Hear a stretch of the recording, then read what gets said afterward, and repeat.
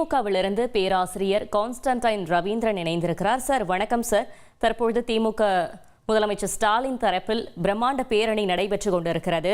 நமது ராணுவத்திற்கு ஆதரவு அளித்து உங்களுடைய பார்வையை சொல்லுங்க. ஒரு உணர்வு பூர்வமான இந்திய ஒருமைப்பாட்டிற்கு எடுத்துக்காட்டாக ஒரு நாமெல்லாம் இங்கு நிம்மதியாக ஓரளவிற்கு எல்லோரும் பாதுகாப்பாக இருக்கிறோம் என்று சொன்னால் அதில் மறைமுகமாக மக்களுக்கு உடனடியாக தெரியாவிட்டாலும் இந்த ராணுவ வீரர்கள் தான் நம்மை காத்துக் கொண்டிருக்கிறார்கள். அவர்கள் எல்லையிலே விழிப்பாக இருக்கிறதுனால்தான் நாம் நிம்மதியாக தூங்கி எழுகிறோம்.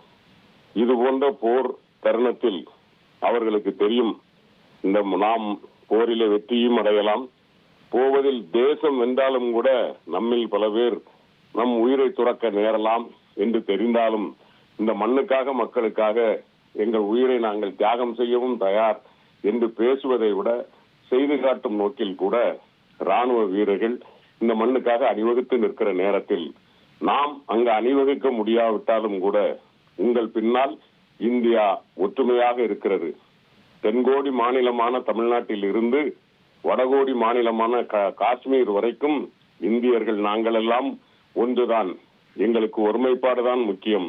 யுத்தம் என்று வந்தால் எதிரி யார் என்பதல்ல, வெற்றி என்பது இந்தியாவிற்கு என்பதை முழங்கும் பொருட்டு இன்றைக்கு தமிழ்நாட்டினுடைய மாண்புமிகு முதலமைச்சர் தளபதி மு.க. ஸ்டாலின் அவர்கள் திருச்சியிலே அவர் விடுத்த அறைகூவலை ஏற்று இன்றைக்கு இவ்வளவு மக்கள் தன்னார்வமாக தன்னெழுச்சியோடு வந்து கலந்து கொண்டிருப்பது நமக்கு இருக்கிற தேச பக்தியையும் ஒருமைப்பாட்டையும், ஏன் இந்தியா வெல்ல வேண்டும் என்கிற ஒரு உன்னதமான நோக்குடைய தமிழினத்தினுடைய அடையாளமாக இன்றைக்கு இந்த பேரணி துவங்கி நடந்து கொண்டிருக்கிறது.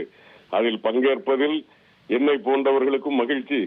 ஒருவேளை பங்கேற்க வேண்டும் என்று நினைத்தாலும் இயலாத சூழலில் ஆங்காங்கே இருக்கிற தமிழக மக்கள் மனதில் இது போன்ற உணர்வுகளும் இந்திய தேசத்தின் மீதான ஒற்றுமை உணர்வும் எழுந்து நிற்கும்.